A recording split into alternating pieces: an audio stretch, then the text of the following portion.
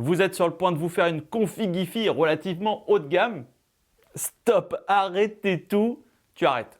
Hein, parce que là, j'ai un truc, ça va vous retourner le cerveau. Nouvelle gamme d'enceintes hi-fi actives. Hors norme, les amis. Absolument hors norme.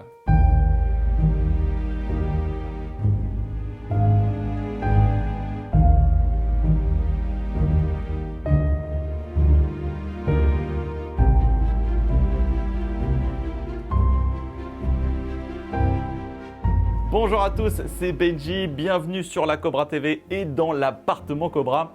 Aujourd'hui, on va parler d'un produit exceptionnel, enfin de plusieurs produits même, puisqu'il s'agit de la nouvelle gamme d'enceintes actives de Dynaudio, les Focus Series.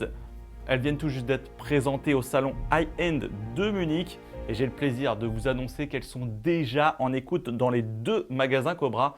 Je vous invite sincèrement à venir les écouter. On a les 3 modèles, dont la Focus 50. Ça, c'est une exclue en France. Il n'y a que chez Cobra que vous pouvez les écouter. Enfin, en tout cas, aujourd'hui. Et croyez-moi, c'est chair de poule, quoi. Voilà. Bon, allez, dans cette vidéo, je vous présente ces petites folies. Et on va essentiellement parler de notre ressenti sur la Focus 50, puisque ça fait un petit moment qu'on l'a en test et on a pu se permettre pas mal d'écoute dessus. Les 2 autres modèles viennent tout juste d'arriver dans les magasins. J'ai invité DxOMark et leurs oreilles avisées à venir les écouter pour nous donner leur avis d'experts. On en a également profité pour monter un système hi-fi passif autour des Dynaudio Evoque 50 pour comparer. Et...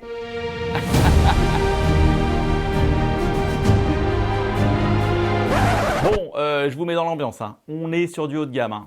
Très haut de gamme, les Focus 10 sont à 5 000 € la paire, les Focus 30 7 500 € la paire, les Focus 50 10 000 € la paire. Je peux vous dire que je les ai déballés avec soin.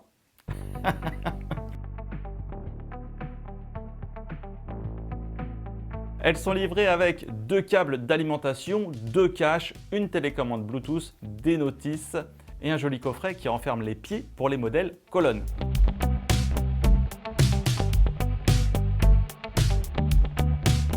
Les enceintes sont superbes, elles existent en 4 finitions. Vous avez du noir laqué, blanc laqué, bois clair ou bois foncé. Donc j'ai pu voir ici 3 des 4 finitions, elles sont super soignées. Le modèle bois présente un coffrage naturel, massif. On a juste envie de le toucher, de le caresser. Le modèle laqué, lui, offre un rendu proche du verre. Franchement, c'est super stylé. D'ailleurs, pour ceux qui connaissent la marque, elles reprennent en fait le design de la série Evoque, style nordique avec de belles lignes arrondies sur les bords. Cela dit, on note quand même quelques petites différences. Le logo Dynaudio classique est remplacé par une LED avec un Y signature de Dynaudio qui s'allume en fonction de l'usage. Le logo Dynaudio est quant à lui discrètement apposé sur le haut du flanc des caches, c'est assez raffiné. On remarquera qu'elle ne présente pas d'évent à l'arrière. Il s'agit d'une enceinte close. Alors, pour savoir, l'évent qu'on retrouve sur la plupart des enceintes permet de récupérer de l'énergie et enrichir le grave. Ici, dans cette enceinte active, l'énergie est directement envoyée par un ampli dédié au haut-parleur de grave, un haut-parleur taillé pour encaisser toute cette énergie et offrir un grave plus ferme et plus rapide.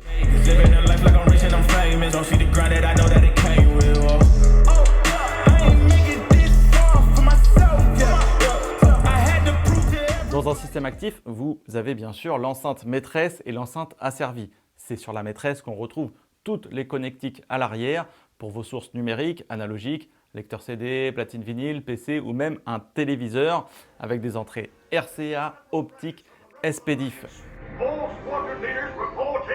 Une sortie sub est également disponible sur chacune des enceintes pour y associer 1 ou 2 caissons de basse.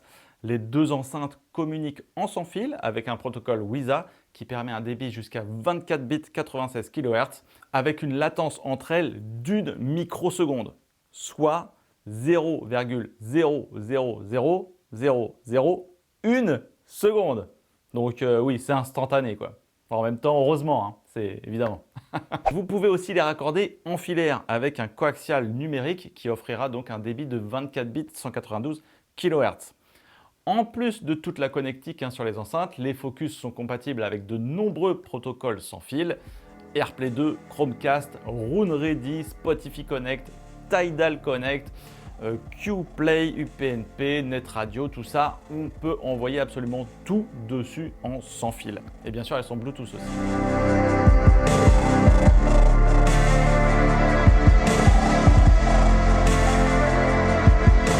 Me permet de vous faire un petit point sur l'actif par rapport au passif, afin que vous compreniez bien les enjeux pour un produit comme celui-là, de reproduire au mieux votre musique. Alors dans cette boîte, on a quoi? On retrouve en fait un condensé de plusieurs amplis, il y en a 3, un par canot, un dédié au grave, un dédié au médium, un dédié à l'aigu, avec en amont un filtre actif. Un filtre, c'est ce qui permet en fait de séparer les canaux. Et ce qu'il faut bien comprendre, c'est que sur l'actif, la séparation des canaux grave, médium et aigu se fait avant l'amplification. Sur un système passif, la séparation des canaux a lieu après l'amplification, au niveau de l'enceinte, derrière les borniers avec un filtre passif. Et donc à ce moment-là, le courant qui est envoyé par l'ampli et donc qui envoie la musique est consommé par le filtre pour organiser la séparation des canaux, aiguiller les fréquences sur les différents haut-parleurs, ce qui donne un côté plus lissé et qui peut manquer un petit peu de netteté. Comme le filtrage actif, il est avant l'amplification, il est soumis en fait qu'à de très faibles courants, ce qui lui permet de faire des séparations beaucoup plus simplement. Du coup, chaque ampli envoie un son directement adapté aux haut-parleurs de grave, aux haut-parleurs de médium et aux haut-parleurs aigus.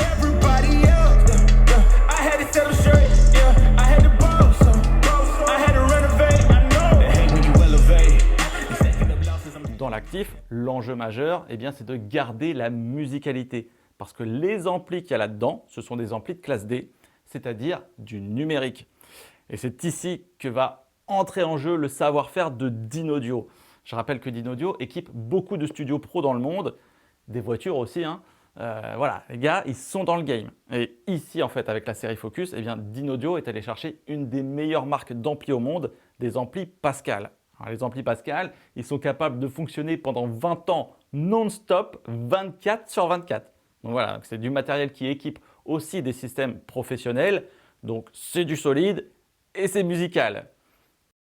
Par là-dessus, vous ajoutez que Dynaudio fabrique eux-mêmes leurs haut-parleurs. En fait, ils ont la main dessus. Ça va leur permettre de les adapter parfaitement à l'amplification qui est derrière. Il faut savoir que sur un système actif plus basique, moins cher, les constructeurs reprennent leurs haut-parleurs sans aucune modification et vont adapter l'amplification à la capacité de leur haut-parleur. Là, c'est l'inverse.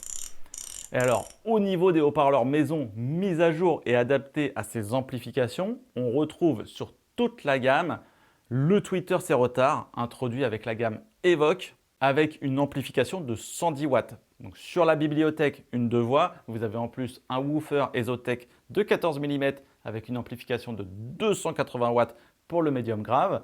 Sur la petite colonne, 2 voix et demie, ce même woofer est multiplié par 2, donc plus 2 fois 280 watts. Et sur la grande colonne, 3 voix, donc là vous avez la même amplification, 110 plus 2 fois 280 watts.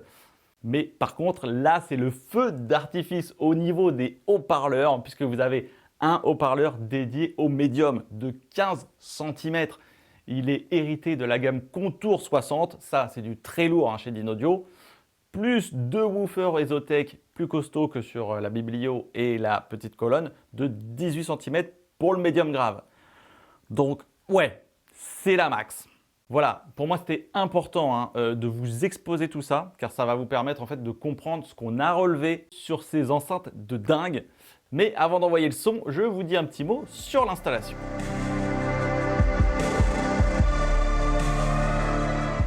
Il vous faudra configurer vos enceintes via l'application Dynaudio disponible pour iPhone et Android.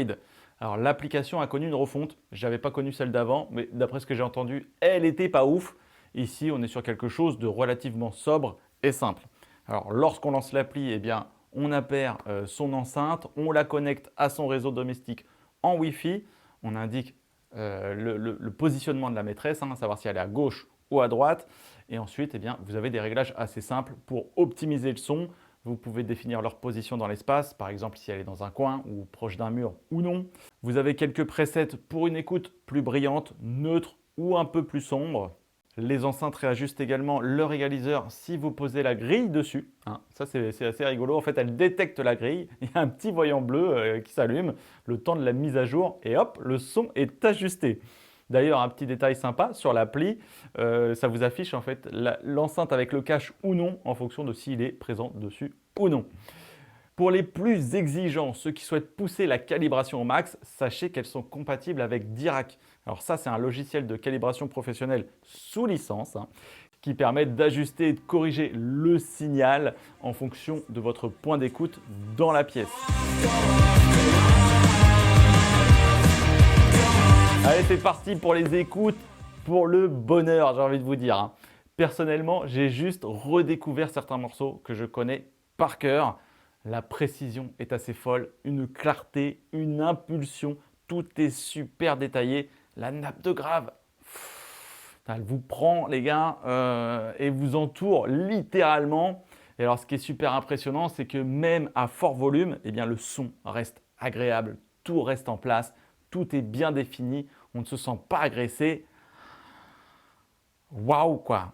Et on a tout passé dessus, de la variété, de l'électro, du hip-hop. Ici, je peux vous dire, on a un fan de Iron Maiden.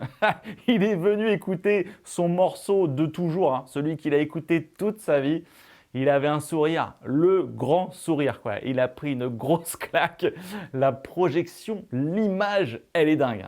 Même les pros passifs qu'on a dans nos auditoriums réfractaires à l'actif n'ont pu que reconnaître les prouesses de ces engins, c'est assez fou.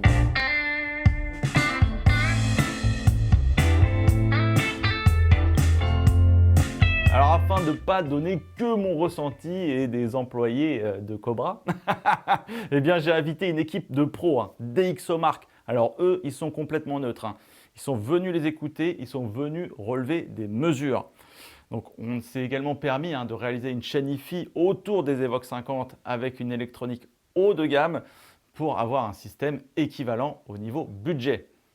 Alors oui, je sais, il y en a qui vont me dire ce n'est peut-être pas l'électronique la plus optimale pour faire tourner ces enceintes. Je l'entends, il n'y a pas de souci. Déjà ici, tout le monde n'était pas d'accord. Mais bon, voilà, ça reste quand même du matériel super haut de gamme et ça démontre aussi la problématique du passif. Excusez-moi, mais de devoir trouver la combinaison la plus optimale. Et ça, sur de l'actif, c'est un souci en moins.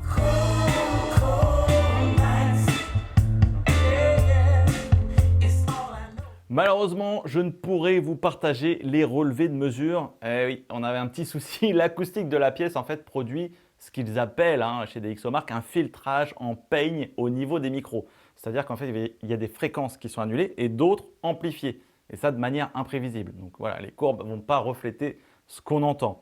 Bon, j'ai quand même une bonne nouvelle. On va retourner chez eux avec une paire de Focus 10. J'ai un petit projet sympa en vue.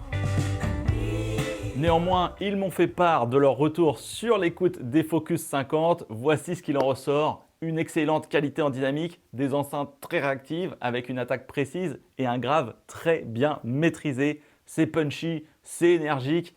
Voilà, les Focus 50 permettent d'apprécier pleinement une variété d'éléments, tant dans les détails, c'est-à-dire des détails d'un orchestre symphonique, d'un film ou d'un jeu subtil de batterie.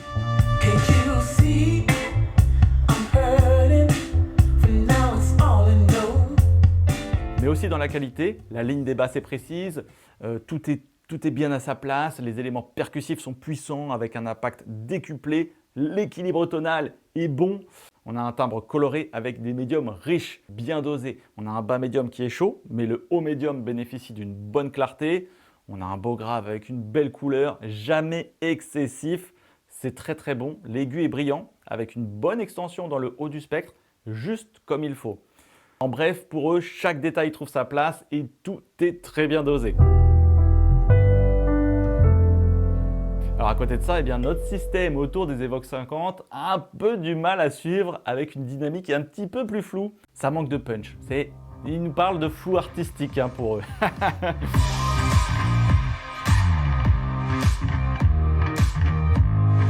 On garde tout de même un timbre assez vaste, aéré, une belle brillance des aigus, belle profondeur dans le grave. Cependant, voilà, c'est ça, les basses sont assez floues, ça manque de mordant. Quant aux aigus, ils deviennent excessifs avec certains contenus, comme des voix qui peuvent devenir sifflantes. Donc finalement, il nous parle d'une emphase dans les extrêmes. Les médiums, eux, sont assez en retrait. Le corps de la voix ou de la plupart des instruments semble faible, distant, bien sûr, en comparaison du système actif. Et je peux vous dire que moi, qui ai une oreille moins entraînée que les leurs, eh bien, j'ai aussi perçu cette différence. C'est assez net, quoi. Et c'est aussi tout à fait raccord avec tout le côté technique que je vous expliquais en début de vidéo.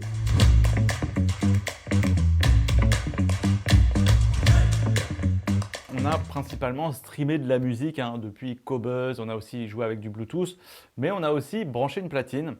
Alors, il faut noter que les enceintes n'ont pas de préamplificateur phono. Donc, il faut soit en rajouter un en plus, ou soit comme nous, prendre une platine préamplifiée comme la Technics SL 1500C. Ça fait un joli ensemble. Et notez que la sensibilité de l'entrée RCA peut être ajustée depuis l'application de -6 à +6 dB. Sur le téléviseur, pas de HDMI, ça se passe en optique.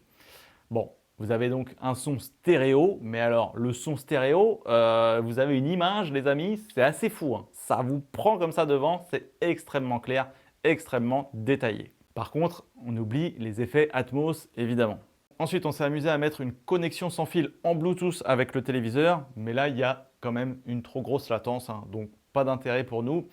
Ensuite, on n'a pas pu essayer la connexion en sans fil WiSA avec des produits compatibles comme LG, Hisense ou Xbox, qui semble être super intéressante puisqu'en fait, elle est capable de transmettre en sans fil du multicanal jusqu'en 24 bits 96 kHz tout en prenant en compte des protocoles de chez Dolby ou DTS avec une latence imperceptible de 5 millisecondes.